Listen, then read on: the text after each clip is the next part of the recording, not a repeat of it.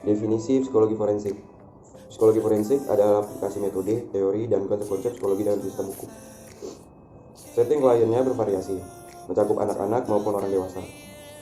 Semua jenis institusi mencakup korporasi, lembaga pemerintah, universitas, rumah sakit dan klinik, serta lembaga pemasyarakatan dapat terlibat sebagai klien atau objek kesaksian dalam berbagai macam kasus. Oke, di sini saya akan menjelaskan tentang sejarah dari psikologi forensik. Pada tahun 1991, William Strain melaporkan bahwa dia sedang meneliti tentang ketepatan ingatan seseorang. Nah, rintisan awal dari penelitian ini masih banyak dilakukan hingga masa kini, yaitu mengenai ketepatan kesaksian seorang saksi. Dan pada tahun 1908, Hugo von Western menerbitkan sebuah buku yaitu tentang witness stain. Dia mengeluh bahwa tidak ada orang yang lebih resisten daripada insan hukum terhadap sebuah gagasan. Namun, dia juga mengemukakan bahwa psikolog dapat berperan penting dalam sebuah pengadilan. Dan pada tahun 1909, Profesor John Whitmore, yaitu adalah profesor hukum terkenal di Northwestern University, memandang bahwa dakwah itu hanyalah sebagai arogansi. Baik, selanjutnya ada isu-isu psikologi forensik. Selama beberapa tahun, banyak pihak merasa prihatin bahwa psikolog forensik kurang mendapatkan status dan pengakuan di mata rekan-rekan dalam bidang spesialisasi lain. Dibentuknya The American of Forensic Psychology pada tahun 1978 untuk membantu masyarakat mengidentifikasi praktis yang berkualifikasi dan untuk mempromosikan disiplin ilmu ini. Telah berhasil menghilangkan sebagian dari keprihatinan tersebut. Namun demikian, masalah-masalah profesional seperti sertifikasi dan lisensi masih merupakan isu penting bagi psikologi forensik. Selanjutnya ada training.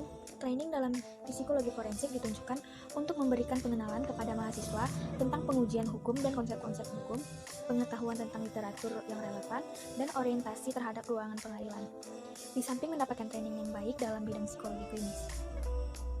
Secara umum, psikologi klinis yang mengambil spesialisasi dalam bidang psikologi forensik harus memperoleh keahlian dalam bidang hukum agar kesaksian, konsultasi, dan penelitian yang mereka lakukan memiliki dasar pengetahuan yang kuat. Selanjutnya ada etika dan standar. Di samping itu harus mematuhi prinsip-prinsip etika untuk psikologi klinis pada umumnya. Psikolog forensik juga harus mematuhi kode etik The American Academy of Forensic Science. Kode etik ini menekankan pada yang pertama kelengkapan dan ketepatan dalam membuat pernyataan tentang kualifikasi suatu profesi. Yang kedua, ketetapan secara teknis dan keilmuan serta kejujuran dalam membuat laporan dan kesaksian. Dan yang ketiga, tidak memihak. Nah, di sini itu ada beberapa kegiatan utama psikologi forensik. Yang pertama itu ada saksi ahli. Perbedaan utama antara saksi biasa dan saksi ahli adalah bahwa saksi biasa hanya memberikan kesaksian tentang peristiwa yang disaksikannya. Sedangkan saksi ahli memberikan pendapat dan inferensi. Saksi ahli tidak hanya menyampaikan kesimpulan, tetapi harus membantu pengadilan memahami dan mengevaluasi bukti atau menentukan fakta yang dipersoalkannya. Dan selanjutnya itu ada kualifikasi. Secara umum, kualifikasi secara seorang psikologi klinis, saksi ahli mencakup yang pertama itu pendidikan seperti training formal dan studi lainnya, dan yang kedua itu ada pengalaman yang relevan dan termasuk jabatan yang dipegangnya. Yang ketiga itu ada penelitian dan publikasi yang pernah dilakukannya, dan yang keempat itu ada pengetahuan dan aplikasi prinsip-prinsip keilmuan. Dan yang kelima itu ada penggunaan tes dan pengukuran khusus. Akan tetapi status saksi ahli pada akhirnya ditetapkan dengan keputusan hakim. Apakah suatu kesaksian diterima sebagai kesaksian ahli juga diputuskan oleh hakim. Nah, di sini tuh ada pedoman untuk psikologi klinis dalam memberikan kesaksian ahli. Yang pertama itu menggunakan instrumen pengumpulan data yang memadai secara teori dan psikometri. Dan yang kedua itu menarik kesimpulan menggunakan teori yang tervalidasi secara keilmuan. Dan yang ketiga, menimbang dan mengkualifikasi kesaksian atas dasar teori yang memadai dan penelitian empirik tentang masalah yang sedang dipersoalkan. Yang keempat itu mampu mempertahankan status keilmuan dan metode pengumpulan data yang dipergunakan. Selanjutnya, kasus kriminal. A. Delik ketidakwarasan atau insanity plea. Jika terdakwa dinyatakan waras pada saat melakukan kejahatannya, maka dia akan diganjar dengan kurungan, denda, atau masa percobaan. Tetapi jika terdakwa dinyatakan tidak waras pada saat melakukan kejahatan, dia akan dipandang sebagai tidak bertanggung jawab atas perbuatannya itu. Dan akan ditahan untuk mendapat treatment, bukan hukuman, akan tetapi dalih ketidakwarasan ini sering tidak berhasil. Perlu dicatat bahwa insanity atau ketidakwarasan adalah istilah hukum, bukan istilah kedokteran, psikiatri, ataupun psikologi. Sistem hukum berasumsi bahwa orang membuat pilihan-pilihan yang rasional dan dipikirkan sebelumnya. Oleh karena itu, berperilaku irasional merupakan bukti ketidakwarasan, tetapi psikolog pada umumnya tidak akan sepakat bahwa semua perilaku normal itu dipilih secara rasional. Selanjutnya akan membahas bagaimana diputuskan bahwa terdakwa gila.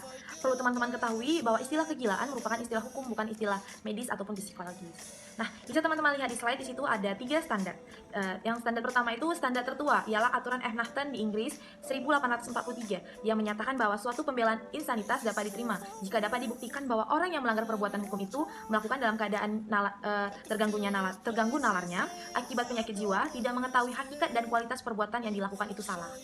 Nah, yang kedua itu ada standar The Durham Standard yang dikembangkan oleh Hakim David Brazelton yang muncul akibat karena memandang bahwa The Efnachten Rule itu sudah kuno dan perlu direvisi. Standar Durham ini menyatakan bahwa seorang terdakwa tidak bertanggung jawab atas kejahatan kalau perbuatannya yang melanggar hukum itu akibat dari penyakit mental dan gangguan mental. Akan tetapi, hakim dan pengacara tidak puas dengan standar Durham ini karena menurut pandangan mereka, hakim dan pengacara tadi, bahwa kesaksian ahli dari profesi kesehatan terlalu banyak mempengaruhi keputusan. Yang ketiga itu ada yang disebut ahli standar dari The American Law Institute yang menyatakan bahwa terdakwa tidak bertanggung jawab untuk suatu perbuatan kriminal jika akibat dari penyakit atau gangguan mental sehingga sangat kurang kapasitasnya untuk memahami kriminalitas perbuatan tersebut atau untuk mengetahui hukum. Nah, standar kali ini dipandang sebagai yang paling lebih liberal karena perbuatan kriminal dapat dimanfaatkan kalau penyakit mental mengakibatkan sangat berkurangnya kapasitas untuk memahami apa yang sedang dilakukan atau tidak mampu mengontrol perilaku. Seperti itu. Selanjutnya, kita akan membahas tentang kasus-kasus perdata. Seorang psikolog forensik dapat dilibatkan dalam sejumlah besar kasus perdata, dari perkara merek dagang hingga class action. 2 bidang yang terutama penting bagi psikolog forensik, yang pertama yaitu penahanan di rumah sakit jiwa. Penahanan di rumah sakit jiwa yang dilakukan bertentangan dengan keinginan individu disebut involuntary commitment. Beberapa ahli berpendapat bahwa involuntary commitment merupakan tindakan yang berbahaya dan sering disalahgunakan untuk mengontrol mereka yang tidak mau tunduk pada kehendak masyarakat. Lamanya involuntary commitment yang diizinkan oleh hukum bervariasi dari 1 hari hingga 3 minggu bahkan lebih, tergantung pada jurisdiksi yang berlaku. Sesudah itu, hearing harus dilakukan untuk memutuskan apakah penahanan itu harus dilanjutkan atau tidak. Kemudian yang kedua yaitu masalah domestik. Beberapa contoh masalah domestik yang memerlukan intervensi pengadilan adalah hak asuh atas anak, kelayakan untuk menjadi orang tua, hak berkunjung, pelecehan seksual, kenakalan remaja, hingga adopsi. Jadi guys, di sini hak-hak pasien sejak awal tahun 1970-an, pengadilan telah menetapkan bahwa pasien yang di rumah sakit secara paksa mempunyai hak konstitusional untuk mendapatkan treatment yang dapat membuatnya sembuh atau kurang-kurang membaik. Di samping itu, pasien juga berhak atas standar tertentu yang mencukup lingkungan fisik, pakaian pribadi, kegiatan pribadi, mengakui hak pasien untuk berkomunikasi dan dapat kunjungan dan hak pasien atas martabat secara privasi. Nah, selanjutnya itu ada memprediksi keberbahayaan. Prediksi seperti ini sangat sulit untuk dilakukan secara akurat. Evaluasi seseorang psikologi untuk tujuan ini merupakan dasar pertimbangan terpenting bagi pengadilan. Evaluasi tersebut dapat berkisar dari prediksi tentang perilaku, kekerasan seksual, pelecehan anak, kekerasan di tempat kerja, hingga prediksi tentang perilaku pembunuhan atau bunuh diri. Evaluasi ini sangat digunakan untuk banyak keputusan, antara lain contohnya seperti keputusan untuk memberikan status bebas dari kerja bagi terdakwa yang ditahan di rumah sakit, untuk menentukan opsi vonis yang harus dijatuhkan kepada pelaku kekerasan, dan sebagainya. Terima kasih. Kasus selanjutnya yaitu mengenai treatment psikologis. Dalam kasus kriminal, terapi mungkin difokuskan untuk memulihkan keadaan inkompetensi mental menjadi kompetensi untuk menjalani proses pengadilan, atau terapi mungkin dilaksanakan untuk memberikan dukungan emosional untuk orang yang menghadapi kurungan. Untuk pelaku kejahatan, seringkali fokusnya adalah masalah kepribadian, perilaku seksual, dan agresivitas. Kadang-kadang, terapi dilakukan di dalam tahanan, namun terkadang juga bisa dilakukan di luar tahanan sebagai pasien rawat jalan. Bagi mereka yang dibebaskan dalam masa percobaan atau dibebaskan dengan jaminan, bentuk terapi yang dilakukan dapat berupa terapi individual dan kelompok dengan berbagai pendekatan dan teknik, seperti teknik behavioral dan pendekatan kognitif. Dalam persoalan hak asuh atas anak, masalah treatment dan konflik di antara orang tua dan anak sangat sulit. Misalnya, untuk kepentingan anak, orang tua ikut melakukan terapi, tetapi terkadang salah satu, bahkan keduanya menolak. Pembahasan selanjutnya yaitu mengenai konsultasi. Aktivitas-aktivitas lain yang umum dilakukan oleh seorang psikolog forensik adalah konsultasi yang mencakup bidang-bidang. Yang pertama ada seleksi juri. Seorang psikolog forensik dapat bekerja sama dengan pengacara dalam proses penyeleksian juri. Dalam fase ini, pengacara mempunyai kesempatan untuk mengetahui bias yang ada dalam diri calon anggota juri. Yang kedua ada juri shadowing atau juri bayangan. Di sini, konsultan menyewa juri analog, yaitu individu yang serupa dengan mereka yang benar-benar berfungsi sebagai juri bayangan. Konsultan memonitor reaksi juri bayangan terhadap kesaksian yang disajikan dalam sidang pengadilan. Dengan cara ini, konsultan dan pengacara dapat mengantisipasi dari kesan juri yang sesungguhnya dan mempersiapkan strategi dalam menghadapi pengadilan secara lebih baik. Yang ketiga ada survei opini publik. Survei ini memungkinkan pengacara mengadakan pretest tentang signifikansi tentang suatu isu yang akan diangkatnya dalam sidang pengadilan dan memperkenalkan metode yang akan digunakannya dalam mengajukan bukti. Survei ini juga dapat digunakan untuk menentukan apakah perubahan lokasi sidang pengadilan pantas untuk diusulkan. Terima kasih, akan dilanjutkan oleh teman saya. Baik, saya Elisna Baban akan melanjutkan materi selanjutnya, yaitu penelitian dan psikologi forensik. Pada dasarnya, hampir semua penelitian dalam bidang psikologi itu relevan dengan beberapa isu forensik. Nah, yang pertama adalah kesaksian saksi mata. Nah, dalam kesaksian saksi mata sendiri, itu tidak dapat diandalkan dan hasilnya tidak akurat. Makanya, tidak jarang orang yang tidak bersalah menjadi tersangka ataupun dinyatakan bersalah. Nah, mau juga sebaliknya. Penelitian ini menunjukkan bahwa ingatan saksi dapat terdistorsi dengan mudah. Ini biasanya terjadi pada saksi mata apabila terjadi kecelakaan atau kejahatan pada saat ditanyai sebelum persidangan. Peranan psikologi forensik sendiri adalah sebagai membantu mengidentifikasi kondisi dalam kasus tertentu yang didapat hasil terdistorsinya dalam kesaksian. Nah, yang kedua adalah perilaku juri. Banyak penelitian yang dilakukan untuk mengetahui bagaimana sebenarnya anggota juri itu memahami dan dinyatakan bahwa anggota juri sering kebingungan juga dalam instruksi dari hakim. Didapati juga bahwa instruksi yang diberikan kepada juri sering disederhanakan, misalnya menggunakan kalimat aktif, pesan pendek.